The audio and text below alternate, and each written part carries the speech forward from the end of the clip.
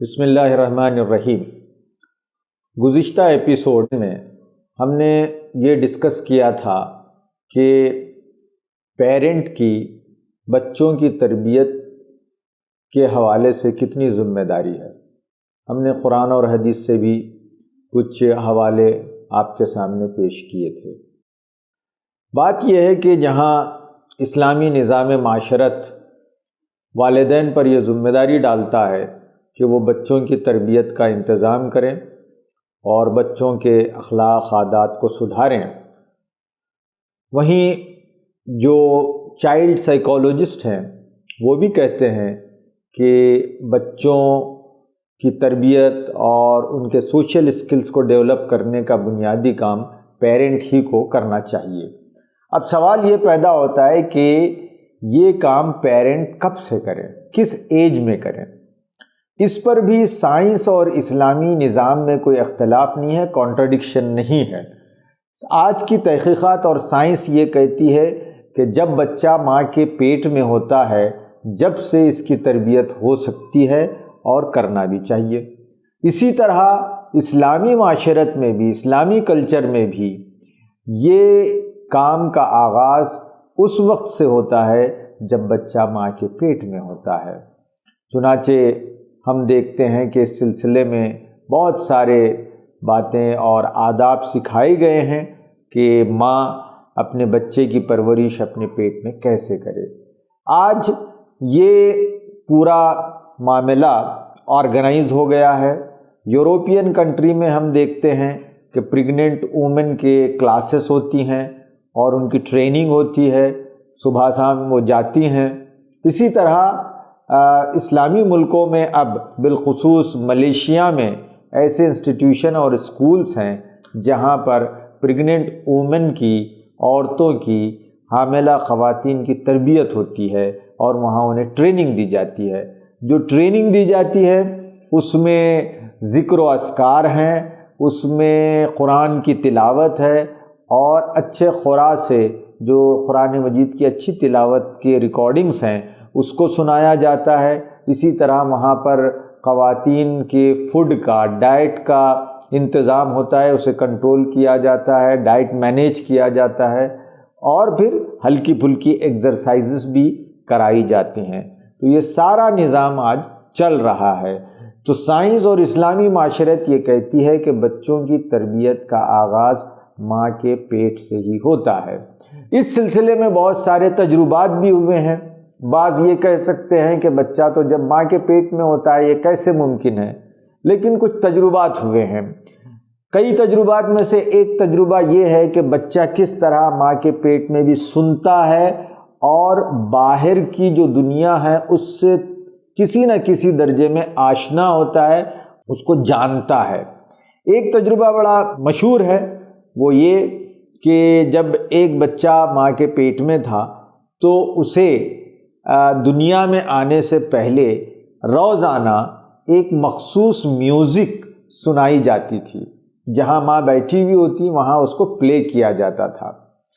جب بچہ دنیا میں آ گیا تو تجربے نے یہ بتایا کہ جب وہ پرٹیکولر میوزک بچے کے پاس پلے کی جاتی، بجائی جاتی، تو بچہ نیند کرتا یا وہ بہت ہی اپنے آپ کو کمفرٹ فیل کرتا۔ لیکن اس کے بجائے جب دوسری میوزک پلے کی جاتی تو وہ بچہ بے چینی کا شکار ہو جاتا تھا۔ تو اس طرح یہ ثابت ہوتا ہے کہ بچہ آؤٹر ورلڈ سے بھی بہت سیکھتے ہیں جب وہ ماں کے پیٹ میں ہوتے ہیں۔ پھر ماں جو سوچتی ہے، ماں کے جو بیہیویئر ہیں، ماں کے جو تھاٹس ہیں، اس کا جو تھاٹ پروسیس ہوتا ہے ماں کا، یہ سارا بچے پر امپیکٹ کریٹ کرتا ہے۔ چنانچہ یہ بات عام ہے کہ جب بچہ پیٹ میں ہوتا ہے تو ماں کو سکون ملے، ماں ٹینشن میں نہ رہے، جھگڑے وغیرہ نہ ہو، گھر کا ماحول اچھا رہے، ماں کو اچھا ماحول دیا جائے، پرسکون ماحول دیا جائے تو بچہ صحت مند پیدا ہوتا ہے اور اس کے اندر پازیٹیو تھاٹ ہوتے ہیں یا بچہ بڑا ہو کر بڑا انسان بن سکتا ہے۔ اس سلسلے میں ایک بہت دلچسپ بات ہے جو میں آپ کے سامنے رکھوں گا۔ مختلف اقوام اس بات کو مانتے ہیں کہ بچوں کی تربیت ان کی ولادت سے پہلے ہونا چاہیے۔ اسلام بھی یہی کہتا ہے۔ حضرت علی کا قول ہے کہ کسی بھی فرد کی زندگی میں 4 مراحل بڑے امپورٹنٹ ہیں۔ ایک ولادت سے پہلے والا مرحلہ اسٹیج، اور دوسرا اسٹیج 0 to 7 ایئرس۔ پہلے عام طور پر یہ سمجھا جاتا تھا کہ 0 to 6 ایئرس بڑی کروشیل ایج ہوتی ہے، اور سائنسدان، سائیکولوجسٹ اور جتنے بچوں کے ماہرین ہیں وہ یہ کہتے ہیں کہ 0 to 6 ایئرس میں بچے کا برین ڈیولپ ہوتا ہے۔ 90% برین بچوں کا اسی ایج میں ہوتا ہے۔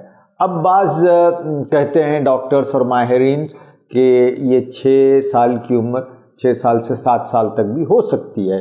تو اس طرح حضرت علی کا جو قول ہے آج سائنس کے پیمانے پر بھی وہ سچا ثابت ہو رہا ہے۔ تو حضرت علی نے کہا تھا کہ ولادت سے پہلے والا بھی مرحلہ امپورٹنٹ ہے، اور پھر 0 to 7 ایئرس جسے آج ارلی چائلڈہڈ ایجوکیشن کہا جاتا ہے، پھر اس کے بعد 7 to 14 ایئرس، پھر 14 ایئرس کے بعد وہ جتنے دن زندہ ہوتا ہے وہ ایک پیریڈ ہوتا ہے۔ تو اس طرح 4 اسٹیجز ہیں، 4 مراحل ہیں انسانی زندگی کے اور انسان کے لائف کے۔ اس میں سے حضرت علی نے کہا کہ 2 بہت امپورٹنٹ ہے، پری برتھ اور اس کے بعد برتھ کے بعد 7 ایئرس جسے ہم ارلی چائلڈہڈ ایجوکیشن کہتے ہیں۔ 0 to 7 ایئرس پر ہم بعد میں بات کریں گے۔ اب یہاں گفتگو ہو رہی تھی کہ بچہ جب برتھ لیتا ہے اس سے پہلے یہ اس کی تربیت کیسی ہو۔ آپ جانتے ہیں کہ آج دنیا میں جو سب سے زیادہ مانا جاتا ہے پڑھی لکھی قوم ہے وہ جیو ہیں، وہ یہودی ہیں۔ نوبل پرائز ونر انہی کے سب سے زیادہ ہوتے ہیں، اور مختلف بڑے تجارتی کمپنیوں کے مالک، آئی ٹی سیکٹر کے، اور جتنے انوینشنز ہوتے ہیں اس میں ان کا یوگدان اور ان کا جو کنٹریبیوشن ہے وہ بہت زیادہ ہوتا ہے۔ یہ اپنے بچوں کی تربیت پر کافی دھیان دیتے ہیں۔ مثلاً ایک بات بڑی مشہور ہے اور بڑی انٹرسٹنگ ہے، وہ یہ کہ ایک یہودی کے گھر ایک مہمان آیا، اور وہ مہمان سگریٹ پینا چاہ رہا تھا۔ میزبان سے جو ہوسٹ تھا اس سے اجازت چاہی کہ صاحب میں آپ کے گھر سگریٹ پینا چاہ رہا ہوں، تو اس نے منع کر دیا۔ اس نے کہا کہ نہیں، آپ ایسا نہیں کر سکتے ہیں۔ اس نے کہا کیوں، کیا بات ہے؟ تو میزبان نے، ہوسٹ نے کہا کہ میرے گھر میرا بچہ پیدا ہونے والا ہے اور اس کی ماں اسی گھر میں ہے، لہٰذا اگر آپ سگریٹ پئیں گے تو اس کا اسموک جنریٹ ہوگا، اسموک نکلے گا، دھواں نکلے گا، اور وہ دھواں اس بچے، ہونے والے بچے کی ماں کے پیٹ میں جائے گا اور میرے بچے پر اس کا اثر ہوگا۔ اتنا سوچتے ہیں تو پھر کیا کیا جائے؟ اس نے کہا کہ ذرا صاحب باہر چلے جائیے۔ تو مہمان نے کہا کہ ٹھیک ہے، میں باہر جا کے پیوں گا۔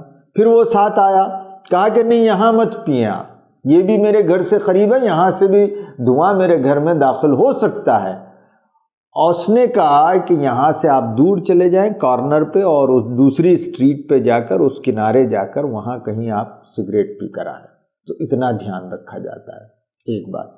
دوسری بات، اسی تہذیب میں، اسی ماحول میں، جیو کلچر میں، ان کے گھرانوں میں یہ پریکٹس ہے کہ 4-5 مہینے کے بعد ماں، جب بچہ پیٹ میں ہوتا ہے تو 4 یا 5ویں مہینے میں وہ اس کو سمپل میتھمیٹکس کے سمس یا مسائل اور حساب کرنے کے کچھ مشقیں کرائی جاتی ہیں۔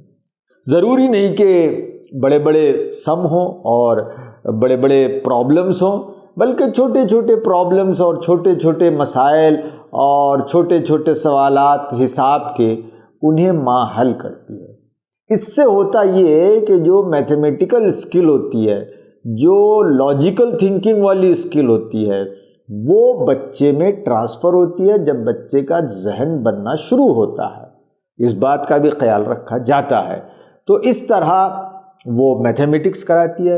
اور تیسری اور امپورٹنٹ چیز یہ کہ ماں کے ڈائٹ اور غذا کا خیال رکھا جاتا ہے، بیلنس فوڈ دی جاتی ہے، جو ضروری غذا ہے وہ دی جاتی ہے، اور اس کے ساتھ ساتھ اچھا ماحول دیا جاتا ہے، اچھا نفسیاتی ماحول دیا جاتا ہے، لڑائی جھگڑے نہیں کیے جاتے ہیں، اس طرح کا کوئی ماحول پیدا کیا جائے جس سے وہ ان کمفرٹ فیل کر سکے، تو یہ سارا ماحول دیا جاتا ہے، تب جا کر ایک ہیلدی جسمانی طور پر بھی اور ذہنی طور پر بھی ہیلدی بچہ جنم لیتا ہے۔